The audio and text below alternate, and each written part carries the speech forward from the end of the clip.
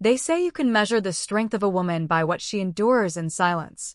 If that's true, then my silence was an ocean, deep, vast, and hiding 1,000 shipwrecks. My name is Elise Moore, and for most of my life, I played the role they wrote for me without question.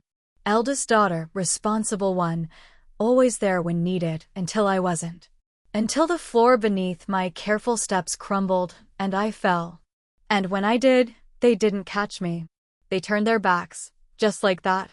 It was a Tuesday in late October when the company called me in. Restructuring, they said. Budget cuts. My position, which I had built from the ground up over 6 years, was dissolved in the span of a 10-minute meeting with a man who didn't have the decency to look me in the eye.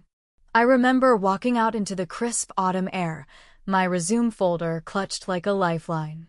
I'd always imagined losing a job would feel like failure, like shame.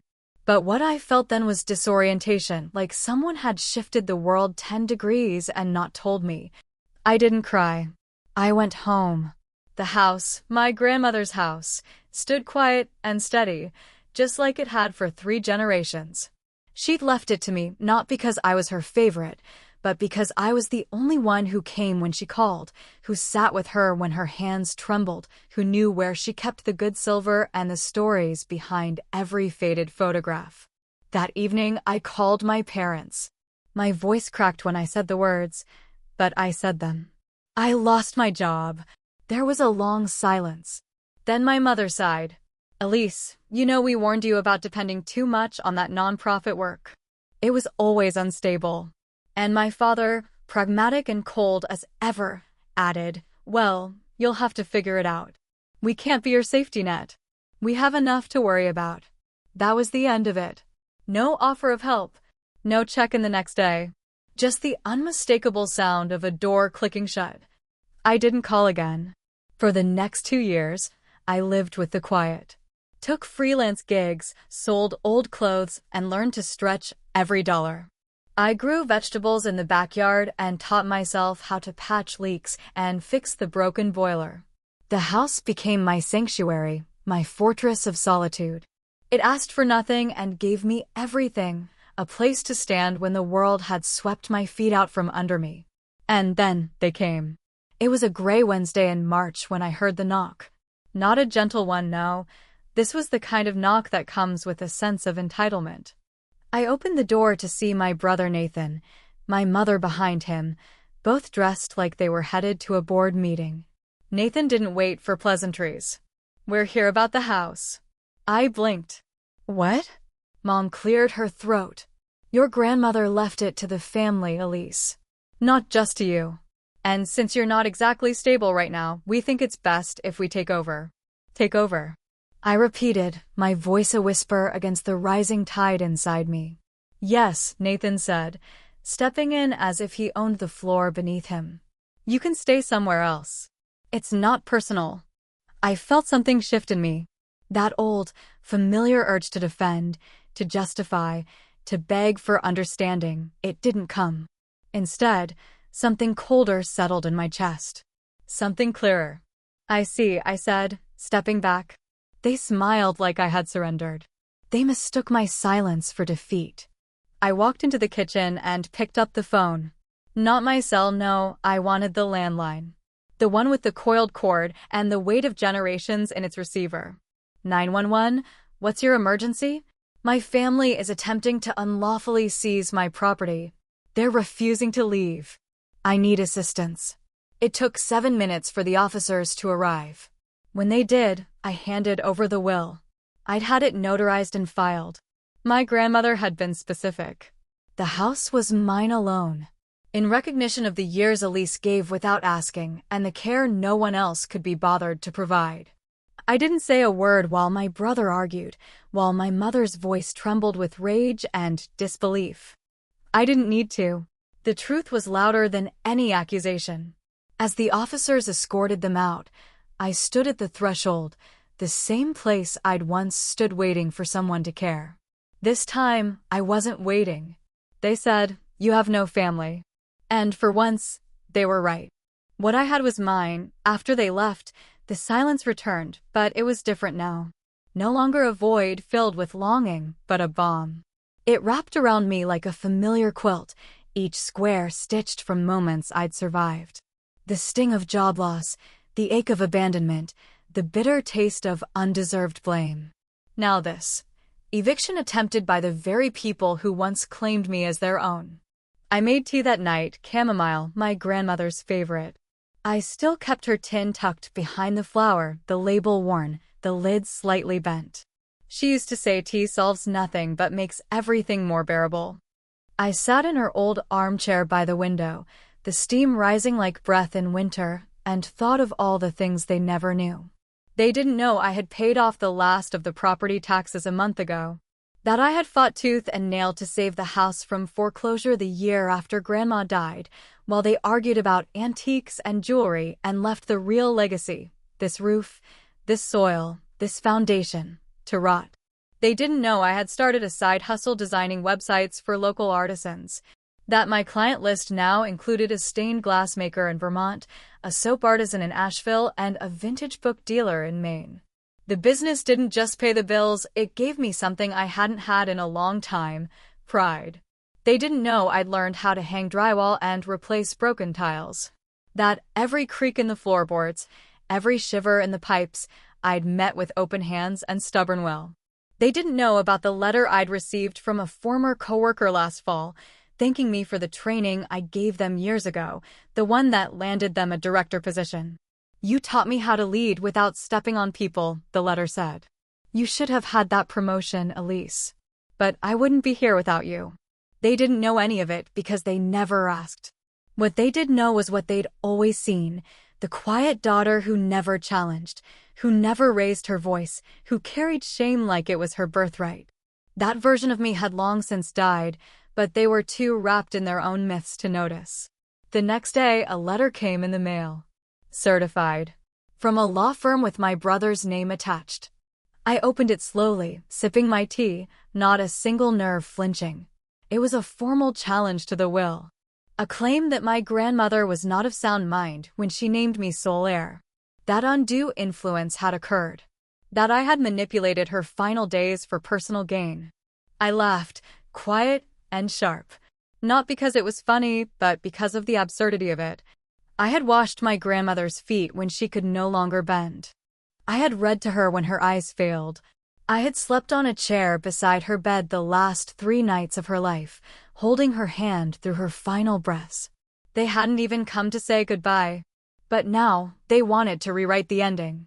I folded the letter carefully and slid it into the desk drawer with the others, the old photographs, the insurance papers, the notarized will.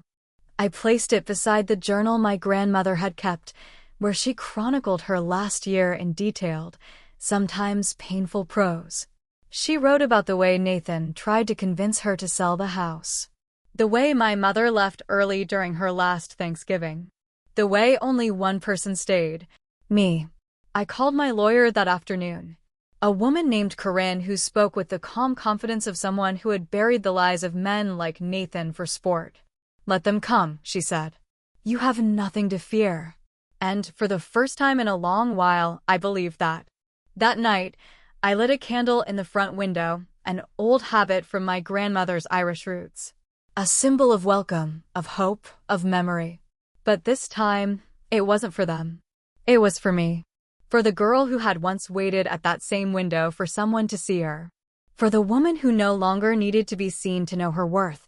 The house had bones, yes, but more than that, it had a spine. I felt it as I walked its creaking halls that week, a quiet strength radiating from its wooden beams and weathered corners. My grandmother used to call it our old soul, a place that remembered everything even when the people within forgot. I found myself lingering in rooms I hadn't visited in months. The upstairs guest room still smelled faintly of rosewater and talcum powder. My grandmother's sewing box sat untouched beneath the window, her needles lined up like soldiers, threads coiled like sleeping serpents. In the attic, I uncovered boxes I hadn't dared open since she passed. Photos from her youth, sepia-toned portraits of a girl in a wool dress and saddle shoes, her eyes bright with some secret mischief. Letters tied with blue ribbon, addressed to a man whose name I didn't recognize. I wondered briefly if he was the one who got away or the one who never arrived. Downstairs, I kept everything in order. The dining room was polished, the kitchen stocked, the porch swept daily. Not for guests, I expected none, but because it mattered to me now. To tend the space not out of duty, but devotion. And still, the outside world pressed in.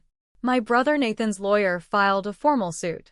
My mother, ever the tactician, called a local journalist to whisper tales of elder manipulation and family betrayal.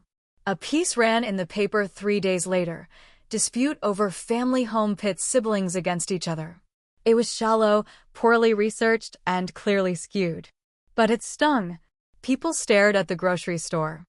The cashier at the co-op, once warm, now handed me change with a forced smile. Even the librarian, who used to set aside the newest releases for me, stopped making small talk. That was the hardest part. The sudden erosion of community. The quiet judgments from people who didn't know I had paid for the town's holiday reads last year when the fund fell short. That I'd helped digitize the church records when the minister asked for tech support. I had poured love into this place, invisible as rain, and now it slid off their shoulders like they'd never felt it. But something still held. Amanda from the cafe left me a note with my usual scone. I believe you. Keep going. And old Mr. Dyer, who used to mow my grandmother's lawn in exchange for lemon pie, stopped by one afternoon with a rake in hand. Just helping an old friend, he said, and we didn't speak of the lawsuit. That night, I sat at my desk and began to write. Not to the newspaper, not to the court. To myself. I wrote about the day I signed the deed. About the paint I chose for the kitchen, sunflower yellow, because Grandma once said it made her feel like mornings came quicker. I wrote about how I had once dreamed of turning the back lot into a community garden. About the way I cried when the boiler broke last winter, not because I couldn't fix it, but because I had to do it alone. And then I wrote something I hadn't dared put to paper before. They don't love me. Not in the way I needed. Not in the way I gave. There it was. Sharp as glass, soft as breath. A truth I'd carried like a stone in my gut for years. Naming it didn't shatter me. It freed me. In the days that followed, the letters kept coming. Court summons. More articles. A podcast even picked up the story, framing it as a cautionary tale of inheritance gone wrong. But the house remained. Solid. Spined. Mine. I started leaving the porch light on. Not for them, but for myself. A lighthouse in my own storm. They wanted me silent, shamed, small. Instead, I stood still. Sometimes stillness is mistaken for surrender. But a mountain does not move just because the wind howls louder. The court date loomed like a storm cloud, still weeks away, yet heavy enough to shadow every day that passed. Each morning I'd wake, half expecting another knock, another letter, another betrayal folded neatly into an envelope. But the house remained quiet. And I found myself listening to the quiet in a new way. There was something sacred in it, something I hadn't noticed before, perhaps because I'd spent so many years filling the silence with tasks and distractions. Now, in this forced pause, I discovered a rhythm in the way the house breathed. The old radiators hissed in the morning like greeting sighs. The floorboards groaned as if remembering every footstep they had ever supported. I spent my afternoons on the porch with a notebook, documenting repairs, planning future changes. I made sketches of the back garden, imagining raised beds and a compost system, maybe even a bench carved with my grandmother's initials. That was when I received the second phone call. Not from a lawyer or a friend, but from the bank. It was a woman named Lena. Kind voice, slight southern accent. "Ms. Moore, I'm calling to confirm your mortgage freeze request. Just routine follow-up." I blinked. I didn't make that request. A pause. Then paper rustling. Oh, it was submitted online last week. By Nathan Moore. He claimed power of attorney. I felt my hand tighten around the receiver. "I'm sorry," I said evenly. "My brother does not have power of attorney. Nor does he have any claim to this property." I can email you the will and a notarized copy of the title. Lena hesitated. I thought something felt off. His documentation wasn't solid. I'll flag the account immediately. But just so you know, he also inquired about a reverse mortgage under your name. Said you were elderly and required assistance. I closed my eyes. For a second. Just one. Then I breathed in. Thank you, Lena. I'll send everything right away. When the call ended, I didn't cry. I didn't scream. I opened my drawer, pulled out the folder labeled evidence, and added a fresh note. Attempted financial manipulation by a mortgage request. 3:37 p.m. Bank of Crescent Hill. Then I poured myself a glass of water and sat back in my chair. There had been a time, not long ago, when this kind of betrayal would have cracked me. When I would have spent hours analyzing it, asking what I did wrong, why they hated me, how I could make them love me again. But not now. Now I understood. Their actions had nothing to do with me. Not really. I was simply an obstacle, a gatekeeper to something they believed belonged to them. My silence had become their invitation. My stillness, their assumption of victory. But they had mistaken the quiet for weakness. They didn't know what the silence held. It held years of unspoken hurt. Of being left out, brushed off, called too sensitive or too much or not enough. It held the whispered thank yous from my grandmother, spoken in the dead of night as I adjusted her pillows or brought her tea she could no longer hold. It held the rage of every overlooked achievement, the pride of every fight I had won alone, the dignity of every time I chose not to beg. It held every letter, every receipt, every document. All of it. I wasn't just ready for court. I was prepared to burn down the lies they'd built their claims on. The courthouse loomed like a fortress, all stone and silence. I walked its perimeter twice before I ever stepped inside. I needed to see it, to know its entrances and exits, to map the battlefield in my mind. Because make no mistake, this wasn't just a legal proceeding.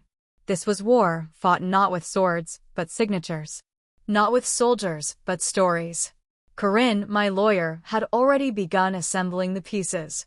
She was exacting and deliberate, a woman who had long ago learned that courtroom respect was earned not with volume, but with irrefutable facts. You don't need to speak unless you want to, she told me. But if you do, make it count. That night, I sat at my grandmother's old desk and opened a fresh notebook. I wrote out everything, not just the timeline or the legal defenses. I wrote the memories. The quiet ones no court transcript could ever capture. I wrote about the day I moved in, my hands blistered from cleaning, my pockets empty, but my heart swollen with the belief that this house was where I'd start again. I wrote about my mother's voice on the phone, sharp with disappointment. You're wasting your degree. Living like this. I wrote about the time Nathan showed up with a realtor, assuming I'd caved to a cash offer because he called it a generous out. I wrote it all, because win or lose, I wanted the truth to live somewhere outside of me. In the mornings, I'd walk the neighborhood. Not just for air, but to remember why I fought. Every corner of this town had a piece of me. The cafe I helped renovate during their grand reopening. The park bench I painted during the community cleanup. Even the cracked sidewalk in front of the library, I'd lobbied the city council to fix that, and they finally had. My family may have forsaken me, but I had still chosen to belong. Word of the case had spread. It wasn't hard in a town this size. People's eyes lingered longer now, full of curiosity, suspicion, or quiet support. I couldn't tell which most days. But on Tuesday morning, I found a note on my porch. Folded once. No name. Don't let them steal what you've built. We're watching and we're rooting for you. The handwriting was familiar, though I couldn't place it.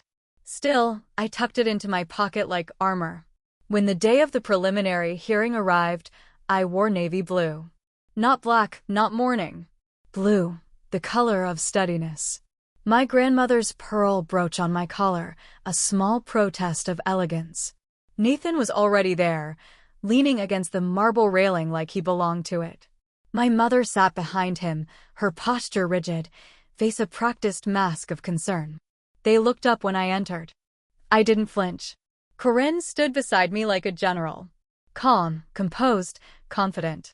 The judge was a woman. That felt like a small grace. She had kind eyes, but not soft ones. The proceedings were brief, procedural. A future date was set. Documents exchanged. The tension in the room was thick enough to chew. Outside the courthouse, Nathan caught up to me. "You really think you can win this?" he asked, his tone low, incredulous. "Come on, Elise. Just sign the transfer papers. We'll even give you a cut." I looked at him, really looked. This man who once poured lemonade with me in the summers. Who tied my shoes when I broke my wrist in 6th grade. And I saw the truth. He hadn't changed. I had. "No," I said simply. He scoffed. "You've always been dramatic." I smiled, but there was no warmth in it. "No," I repeated. "I've always been quiet." There's a difference.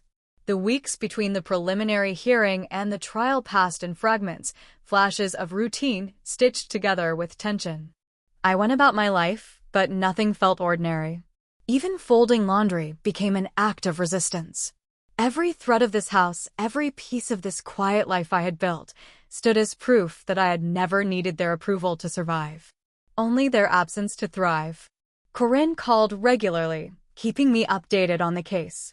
Nathan's side was trying to paint me as emotionally unstable, isolated, financially irresponsible, too dependent on the house to make sound decisions. They had compiled photos from when the garden was overgrown, when I'd hung mismatched curtains in the front window. As if domestic imperfections equated to unfitness. "They're grasping," Corinne said, unimpressed. "But they're loud about it. And sometimes loud gets attention." "I can be loud," I told her. She paused. "I know. But you don't need to shout. You just need to stand." So I did. I kept tending the garden, even as fall slipped into winter. I cleared the dead leaves and covered the soil with mulch. I fixed the leaky faucet in the kitchen with YouTube tutorials and elbow grease. I updated my business website and landed 2 new clients. I didn't just maintain, I grew. Then one evening, as I was hauling in firewood from the back porch, I found a cardboard box left by the door. No return address. Just my name in thick marker. I carried it inside and opened it slowly, unsure of what I expected. Inside were old photo albums, our family albums. The ones that had vanished after Grandma's funeral. I flipped through them, each page heavy with time. Me in pigtails, holding Nathan's hand. Our mother, arms around us both, beaming. Vacations, birthdays, messy kitchen breakfasts. 1,000 moments, 1,000 stories. And on top of them, a note in familiar script. "These belong to you more than they ever did to us. I'm sorry I stayed silent. I won't anymore. Uncle Terry." Terry was my father's younger brother. The quiet one. The one who never married, who always brought a jigsaw puzzle to holidays and left early without fuss. I hadn't spoken to him in years. I called him the next day. He answered on the second ring. "Elise," he said, like he'd been expecting my voice. "I got your box. I figured it was time you had the truth." He told me things I'd only guessed before. That my grandmother had argued with my mother and Nathan in the weeks before her death. That they'd tried to convince her to sell the house and move into assisted living, easier for the family, they'd said. That Grandma had refused. She said the house was yours. Not because of favoritism. Because of gratitude. I swallowed hard. "Why didn't you say something then?" He sighed. "Because I thought they'd come around. Because I didn't want to be in the middle. Because I was a coward." His honesty didn't hurt. It healed. "I'm ready to testify," he added. "If you want me to." I blinked. "You'd do that?" I should have done it sooner. After we hung up, I looked through the albums again. This time, not with nostalgia, but with purpose. These weren't just memories. They were context. They were evidence of a life built, not inherited. A legacy chosen, not claimed. I wasn't just defending property. I was defending presence, effort, love. And the quiet ones? We remember everything. The morning of Uncle Terry's deposition, I woke early and walked the perimeter of the garden. A light frost glistened on the leaves, delicate and sharp, much like the mood I carried. The soil beneath my boots had frozen overnight, but I could still feel the pulse of life beneath it, roots holding on, waiting for spring. In many ways, I was doing the same. Terry arrived just after 9, in his weathered wool coat and corduroy slacks. He brought donuts and silence, which we shared over coffee at the kitchen table. We didn't speak about the upcoming deposition. We didn't have to. After coffee, we drove to Corinne's office together. Her building was all glass and steel, a stark contrast to my wood and stone sanctuary. But inside, the space was warm leather chairs, soft lights, quiet confidence in every corner. Terry gave his statement calmly, firmly. He recounted everything: Grandma's clear wishes, the pressure Nathan and my mother had applied, the arguments that had spilled into whispered phone calls and closed-door meetings. He even produced an email, forwarded from my mother, that referenced convincing Evelyn to reconsider Elise's place in the will. When he finished, Corinne nodded, satisfied. "You may have just given us more than testimony," she said. "You gave us motive." That evening, I stood at the window, watching the last of the light fade from the sky. I thought about roots, how they grow in darkness, in silence, anchoring us even when the world above withers. My grandmother's love was a root. Terry's quiet loyalty, another. Not all family is ruin. Some are rescue. But even rescues don't erase what was lost. Later that week, I received an invitation. Embossed, gold-trimmed, unnecessary. Nathan and Emily more cordially invite you to their holiday celebration. Emily, his fiancée. The woman I'd once considered a friend, until she'd taken a job offer I helped her secure and twisted it into a stepping stone away from me. I hadn't known they were engaged. The invite wasn't a peace offering. It was a performance. Corinne advised me not to respond. But I did. I sent a single sentence, typed and printed. "I'll bring the court date instead." A week later, my mother left a voicemail. "Elise, really? This is all so dramatic. Can't we settle this privately? We're still your family." I didn't respond. Because I'd finally understood, blood is not proof of love. And family is not a shield against consequence. The town buzzed with gossip, as towns do. But more than that, quiet allies emerged. A former teacher left flowers on my porch. A local shop owner slipped me a handwritten card with a discount and a line of encouragement. Even Mrs. Brooks, the church pianist who once scolded me for not joining the choir, touched my arm at the bakery and whispered, "Don't let them take what's yours." The tide was shifting. But storms don't announce themselves. And I knew deep in my bones that the worst of it was still coming. The formal court date arrived wrapped in brittle winter sunlight. I stood before the mirror, pinning back my hair with hands that didn't shake, not because I wasn't afraid, but because I had finally decided fear didn't get to steer this time. Corinne met me at the courthouse steps with her usual composure and a folder thick with our proof. Inside was everything: the notarized will, the dated emails, Uncle Terry's statement, the mortgage attempt, and my grandmother's journal pages detailing her final decisions. Nathan arrived late, flanked by our mother and Emily, who smiled like this was a brunch date, not a trial. She wore white. An odd choice in December, but then again, Emily always did know how to wear contrast like armor. When we entered the courtroom, I felt it again, that shift. The world narrowing to wood benches, cold air, and the soft thud of approaching reckoning. The judge looked at me longer than necessary before speaking. "Ms. Moore, thank you for being here. I trust you've reviewed the evidence presented." "Yes, Your Honor." "Then let's proceed." The hearing was quiet, methodical. Corinne led with confidence, submitting our documentation with the precision of a seasoned surgeon. She asked only the necessary questions, made only the cleanest arguments. I watched Nathan squirm when the judge asked why his claim to the house emerged only after its value doubled. "I was unaware of certain clauses in the will," he replied. "You mean the ones in plain language on the first page? Corinne countered. He floundered. My mother glared. Emily kept smiling. And still, I said nothing. Until the judge turned to me and asked, "Do you have anything you'd like to say, Ms. Moore?" I hadn't planned to speak. But the moment opened like a wound, and I stepped into it. "I do, Your Honor." The courtroom quieted. My grandmother gave me the house not because I was her favorite, but because I showed up. Every day, when no one else did. I sat with her. I cooked for her. I listened. I stayed. They want it now because it's valuable. But it was valuable to me long before it was worth money.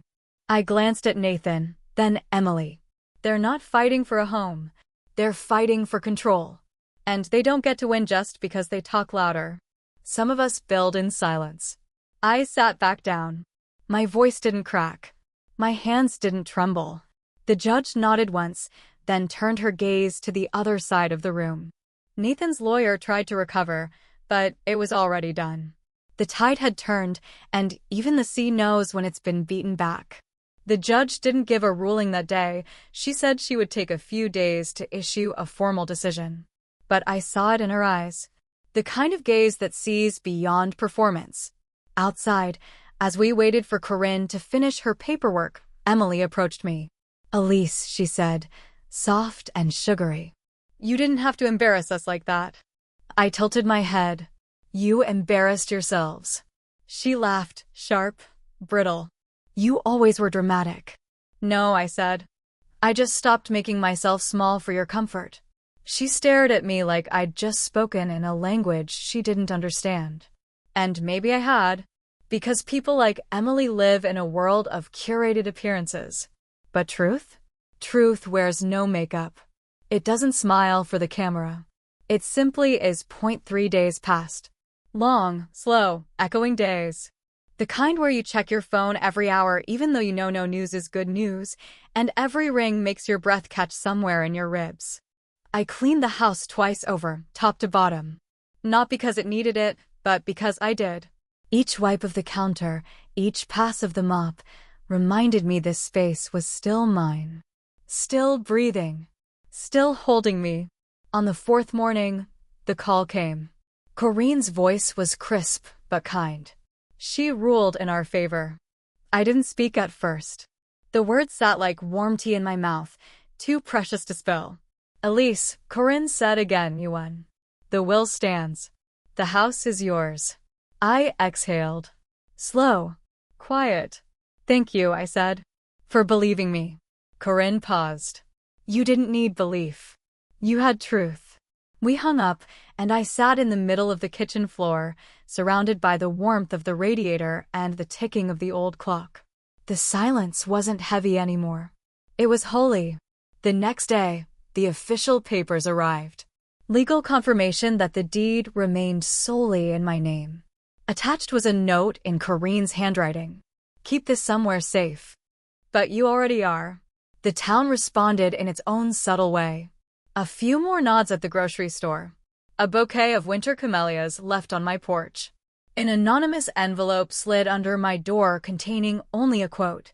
"Sometimes the people who hold us down are the ones who fear how high we might rise." Unknown. But the most surprising visitor came 2 nights later. It was Emily. She stood at my front door in her cream wool coat, makeup less perfect than usual, hair pulled back like it used to be when we were friends before ambition got in the way. I opened the door but didn't invite her in. She began. I thought I should say, "Congratulations." I raised an eyebrow. "That's not why you're here." She hesitated. "No, it's not." There was a silence between us. The kind that stretched back years. Back to when we were both young and uncertain, when I helped her build her resume and she let Nathan convince her I was just in the way. "I didn't know what he was planning," she said. "At first. I thought it was just a dispute. But then, the mortgage. The articles. The lies. I didn't speak up and I should have." I nodded once. "You should have." Another silence. She looked down at her hands. "Do you ever miss before?" "Before what?" I asked. "Before you sold me out?" Before you started measuring your worth by proximity to power.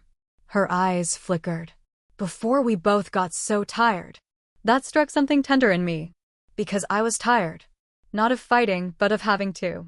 I miss what we could have been, I admitted. She nodded. Me too. But I didn't invite her in. Because forgiveness is not the same as access. And some doors stay closed for a reason. When she left, I stood at the threshold for a while. Watching the porch light dance across the frost-laced street. The court had handed down its verdict. But the real victory wasn't ink on a page. It was the fact that I now stood in a home not just legally mine, but fully claimed in spirit. Verdicts come in many forms. Some wear robes. Others wear resolve. And mine? Mine wore every scar I never let them see. There's a peculiar quiet that comes after battle, not relief exactly, but the stillness of adrenaline draining, the body unsure of what to do without threat. For weeks, I'd been bracing for impact. Now the storm had passed, and I stood untouched yet trembling. I slept for 12 hours that first night. Woke up with the kind of ache that lives in your marrow. Not pain. Just the residue of having held too much for too long. The next morning, I pulled out an old shoebox from beneath my bed. Inside were relics of a version of me that had once dreamed in color, sketches of gardens I never planted, article drafts for magazines I never submitted, travel brochures dog-eared but untouched. I held one from a trip to Banff. My grandmother and I had planned to go the summer after I finished college. But then life, hers winding down, mine just beginning, pulled us in separate directions. Still, she'd said, one day, when the house is yours and you feel free, go see something wider than the world that tried to trap you. I pinned that brochure to the fridge that morning. Not as a plan, not yet, but as a promise. Over the next few days, I started saying yes again. Yes to brunch with Amanda from the cafe. Yes to volunteering at the community center, helping kids build their first websites. Yes to updating my own site and doubling my rates because survival had sharpened my skills, and I was done underselling myself to make others comfortable. Then came the letter. Real paper, real ink. My name scrawled in familiar, hurried handwriting. Dad. I hadn't heard from him since the beginning of the lawsuit. He'd stayed out of it, which was unsurprising. He'd always been the man who watched the house burn and commented on how bright the flames were. Inside the envelope was a single sheet. Elise. I don't know what to say. I guess I didn't think it would go this far. I didn't agree with what your brother did, but your mother, well, you know how she is.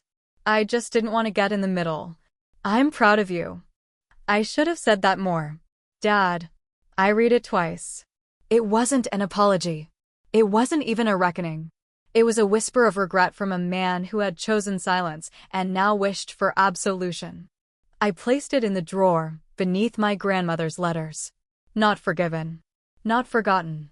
But acknowledged. That weekend, I hosted my first gathering in years. Not a party, just soup and bread and mismatched mugs of cider. Amanda came. Uncle Terry too. Even Mrs. Brooks from the church brought her infamous cranberry bars and asked if I'd consider helping with the holiday fair. We talked, laughed, told stories. And when someone asked how I managed to stay so calm during the trial, I surprised even myself with the answer. I wasn't calm. I was clear. Because clarity had come in the form of every rejection, every dismissal, every quiet evening spent building something no one else could see. The girl I used to be, the one who begged to be seen, who twisted herself to fit, she wasn't gone. She was here, still, but she'd grown teeth. A spine. A voice. She now knew that home isn't a place people give you. It's the one you dare to defend. Winter deepened. The kind that crept in through windows no matter how tight you sealed them. But inside, the house felt warmer than it had in years, not from heat, but from presence. Each room began to breathe again. I rearranged the furniture in the front room, moved Grandma's piano back near the window where the morning light could touch it. I didn't play, but sometimes I lifted the cover and ran my fingers across the keys like a promise. I also started sorting. The closets were full of remnants, coats no one had worn in decades, boxes of VHS tapes, old recipes and handwriting so faint they were almost ghost stories. I opened everything, touched everything, asked myself, does this carry forward, or does it anchor me in a past I no longer belong to? Some things I kept. Grandma's garden journal, the teacup with the crack that never quite leaked, a quilt sewn from scraps of her dresses. And some things I let burn. Not literally. I took them to the bin or the fireplace in careful offerings. The note from my mother telling me I was too sensitive. The college acceptance letter I declined because they asked me to stay close. The photo of Nathan and me from a Christmas we pretended was happy. Grief lives in those decisions. Even when the release feels right, there's mourning. A soft sorrow that clings to the edge of liberation.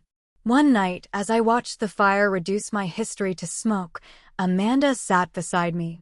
Do you ever wish they'd just get it? She asked. Every day, I said. But I've stopped needing them to. She nodded. That's the hard part, isn't it? Letting go of the version of them you built just to survive. We sat in silence, two women who had made peace with absence. The next morning, I received an email from an unknown address.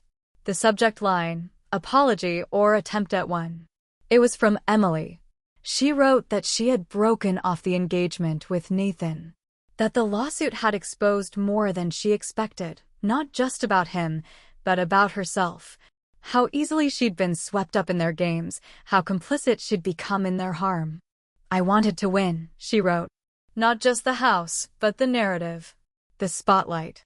I was jealous that you had something so real, so rooted. And I realized I'd never built anything that wasn't for someone else. She ended the note with a line that felt more truthful than all the words before it. I don't expect forgiveness. I just wanted you to know I finally see what you saw all along. I didn't reply. Not out of cruelty, but clarity. Some wounds don't want apologies. They want distance. And the freedom to grow in new soil. That afternoon, I stepped into the garden with shears in hand. The ground was still too hard for planting, but I trimmed the old growth, cleared the dead stems, prepared the beds for what would come. Because something always comes. Not despite the ruin, but because of it. The first snow came in the early hours of a quiet Sunday, thick, soft, the kind that turns the world into a hush. I stood at the window with a mug of cinnamon tea, watching as everything familiar became strange under a fresh white sheet. The garden, the walk, even the tire ruts in the driveway, all softened. That's how healing had begun to feel. Not a dramatic change. Just a softening, a gentle rewriting. Later that morning, I pulled out the old typewriter my grandmother once used for correspondence. It still worked if I used firm fingers and a bit of patience. I rolled in a blank page and began typing the outline for a workshop I'd been asked to lead, building home from scratch. The community center director had reached out after hearing me speak at a recent neighborhood gathering. She'd said, "You've lived something most of us are still too scared to say out loud." I think others could learn from that. At first, I hesitated. Who was I to teach anyone? But then I remembered the look on Amanda's face, the quiet nods from neighbors, the emails from women I barely knew who thanked me for putting into words what they'd never dared admit. Maybe it wasn't about expertise. Maybe it was just about surviving long enough to tell the truth. I wrote the first session title, Inheritance Isn't Always a Blessing. By the time I finished the outline, the sky had turned gray again.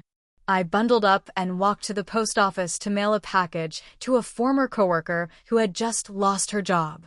Inside, I included a book, a handwritten note, and the business card of a counselor I'd once found refuge in. Quiet offerings from someone who now knew how to recognize drowning behind a polite smile. On my way back, I passed the churchyard and found Mrs. Brooks stringing lights on a tired pine tree. She waved me over. "Do you know how to hang these without cursing at the branches?" she asked. Only mildly, I smiled, and we laughed in the way women do when they're used to doing hard things without complaint. As we worked, she glanced at me. "You've changed, Elise." I didn't know how to answer that. So I said I stopped shrinking. She nodded. About time. That evening, I stood in the front room, watching the lights outside flicker. I thought about all the versions of myself who had stood in that same place, hoping someone would see her, acknowledge her, choose her. And I realized she was still here. But now she was choosing herself. Not because she was unbreakable, but because she had finally learned which breaks to honor and which to seal with gold. Like kintsugi, the Japanese art of repairing pottery with gold dust and resin, my life was becoming something more beautiful, not in spite of its fractures, but because of them.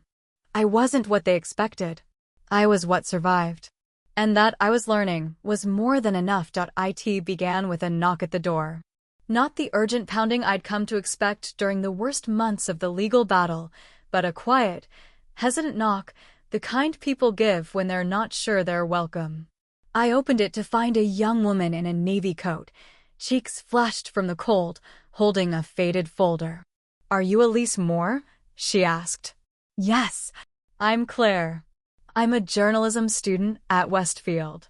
I'm doing a piece on inheritance disputes and their emotional aftermath, and someone said I should talk to you." For a moment, I stood still. There was a time, not long ago, when I would have closed the door, wary of another spotlight, another attempt to twist my story. But Claire didn't look like someone chasing spectacle. She looked like someone searching for understanding. So I invited her in. We sat in the kitchen, warm with gingerbread tea and candlelight. I told her my story, not the court details or the scandalous turns, but the heart of it. The loneliness, the betrayal, the slow rebuilding. Claire took notes, but mostly she listened. And when she finally spoke, her voice was soft. "My mother's going through something similar," she said. "Not a house, but respect. She's the eldest too, always expected to hold everyone together. She's so tired." I reached across the table and touched her hand. "Tell her she's allowed to stop carrying them, even if they never thank her." She blinked back tears. "I will."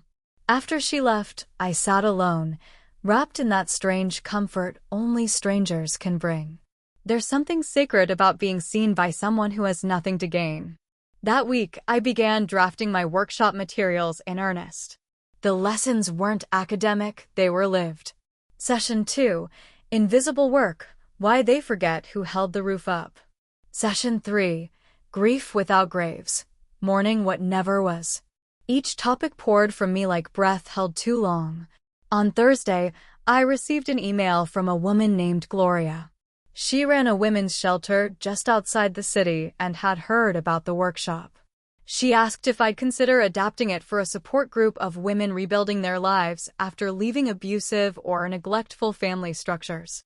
I sat with that request for a full hour, my fingers hovering over the keyboard. Could I carry their stories too? Was I ready? And then I remembered the girl I had once been crying into a pillow so no one would hear, asking herself in the dark if maybe she was the problem. Yes, I could carry their stories. Because I had learned to carry my own. Yes, I typed. I'd be honored. That weekend, I went to the market and bought a new journal. Not to record pain, but to chronicle what came after. The sunrise after the storm. The laughter around new tables. The strength that blooms in silence and refuses to stay quiet anymore. The first line I wrote in it was this: "Some stories don't end when the war is won. They begin when you walk out of the ashes still holding the match." It's a strange thing, stepping into the role of the one others look to for strength, especially when the memory of your own weakness still lingers like a bruise. But that's what began to happen in the weeks that followed. At the shelter, I met women whose stories cracked open parts of me I hadn't realized were still healing. There was Renee, who left her mother's house after a decade of emotional barbs, only to hear, "You'll come crawling back once the world shows you who you are." And Clara, whose siblings drained their father's savings, then blamed her for his unhappiness because she'd moved away and built a life of her own. Each story carried different details, but the same thread: love twisted into leash, family turned to fortress, affection offered only when obedience was ensured. I didn't offer them solutions. I offered space. And in that space, they bloomed. During one session, I posed a question: what would you keep if no one's opinion mattered? They hesitated at first. Then Renee whispered, my books. Clara said, my music. I stopped playing piano because it made my sister jealous. Another woman, whose name I hadn't yet learned, simply said, myself. I wrote those words down. At home, I continued to shed. The guest bedroom, once used for family who now wouldn't cross my threshold, became a creative studio. I painted the walls soft green, laid down second-hand rugs, and filled the shelves with journals, art supplies, and forgotten dreams. I began sketching again, something I hadn't done since college. Mostly flowers, hands, silhouettes of women standing in doorways, always facing outward. One morning, as I sorted through a box in the attic, I found a cassette tape labeled in my grandmother's handwriting, for Elise, someday. I nearly dropped it. My hands trembled as I brought it downstairs, dug out the old player I hadn't touched in years, and slid the tape inside. The static hummed, then her voice broke through, warm, wavering, unmistakably her. If you're hearing this, it means I'm gone. And you're still here. Good. That's exactly how I planned it. Elise, I want you to know that I saw everything. Every sacrifice. Every quiet act of love. I saw the way they dismissed you, how they took and never gave. And I saw how you kept showing up anyway. I gave you the house not to burden you, but because I knew you'd make it a sanctuary, not just for yourself, but for others. Because that's what you do. You don't just survive. You tend. You heal. I hope someday you stop apologizing for that. The tape clicked softly to a stop. I sat there for a long time, tears tracing lines down my face like ink on a map I hadn't realized I'd been following all along. Her words didn't heal me. They reminded me I had already begun healing myself. That night, I lit a candle for her on the windowsill. Not to grieve. To honor. Because some legacies are not written in wills. They're written in the women we become when no one is looking. The day the article published, I nearly didn't read it. Claire had emailed me a final draft weeks earlier, asking for permission.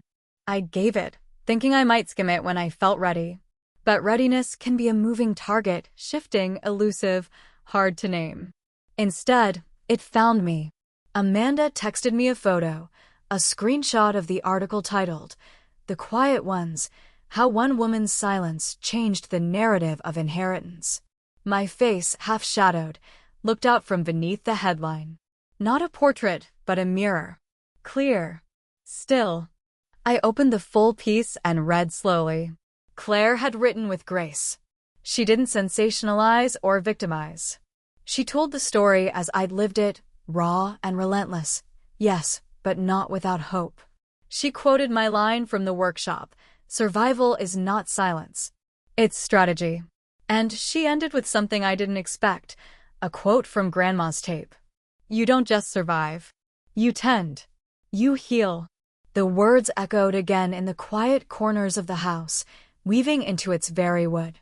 That same evening, I received over a dozen emails.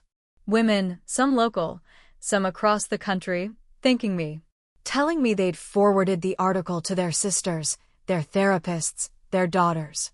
One line kept repeating in their messages, "I thought I was the only one." That struck me harder than any courtroom blow ever could. Because that's what isolation does. It makes you believe your pain is singular, that your story is shameful, that silence is your punishment, not your protection. But what if silence is sacred? What if it's the chrysalis, not the cage? Later that week, I held my first expanded workshop at the shelter.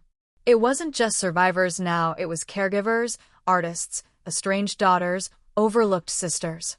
The room buzzed with nervous laughter, soft confessions, sharp truths. I opened with a question. When did you first realize you were invisible? Hands clenched. Eyes welled. And then one by one, they spoke. Not to be heard. To unbury.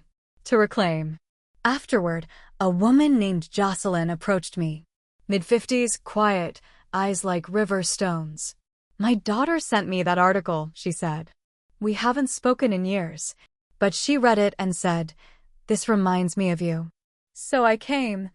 I didn't speak. I just nodded and took her hand. Sometimes healing doesn't begin in grand gestures. Sometimes it starts in borrowed rooms, between strangers who understand a pain too familiar to name. That night, I came home to find a small package on my doorstep. No return address. Inside was a single item, a smooth, flat stone. On it, hand-painted in delicate script, "You survived. Now bloom." I placed it in the garden the next morning, right beside the daffodil bulbs I'd planted weeks ago, unsure if they'd take. The soil was hard. The air still bit. But spring, like healing, doesn't wait for permission. It comes anyway. By late February, the snow had begun its slow retreat. Patches of brown grass peeked out from beneath the melting drifts like survivors blinking in a long-awaited light. I stood on the porch in a sweater too thin for the temperature, coffee warming my palms, and watched the world thaw. Healing doesn't announce itself. It just stops hurting where it used to. Inside, I had started rearranging again. Not compulsively, but instinctively, shifting the furniture to face the windows, opening spaces that had once been barricaded by necessity. The house, like me, was learning how to receive again. That's when I got the letter. A pale blue envelope with delicate calligraphy. Inside, a folded card from a woman named Marianne, the niece of a friend of Grandma's. She wrote that she had found a stack of letters among her aunt's things, letters my grandmother had written but never sent. One of them was addressed to me. I unfolded it slowly, bracing myself for some final truth I hadn't yet prepared for. "My dearest Elise," it began. "I don't know if I'll have the chance to tell you all the things I've kept in my heart, so I'm writing them now. In case the days grow short before I find the right moment. You are not difficult. You are discerning. You are not quiet. You are measured. You are not too much. You are just too rare for those who've never had to earn their place in someone's heart. I chose you not because you needed the house, but because the house needed you. Keep tending, even when it hurts." I pressed the paper to my chest and sat down on the floor, the way I used to when I was a child, when the world felt too large and the only safe place was grounded. That letter felt like a benediction, like the last thread tying me to the version of myself who had always wondered why me, and finally received the answer, because you stayed when no one else did. That weekend, I hosted a small gathering at the house. Just the women from the shelter group and a few others from the workshop. We sat on mismatched chairs, sipping tea from donated mugs, talking about roots. Clara read a poem about leaving a home that never loved her back. Renee brought cookies shaped like keys. And Jocelyn, the woman whose daughter had sent her the article, stood and said, "I wrote a letter to my girl. I haven't sent it yet, but I wrote it, and that's more than I could do before." We cried, not because we were sad, but because something sacred had been named. We weren't just survivors anymore. We were architects of after. Later that evening, after everyone left and the house was quiet again, I stepped out to the garden. The daffodil shoots had pushed through the soil, green fingers reaching for a sky still half frozen. They had chosen to stay. Like me,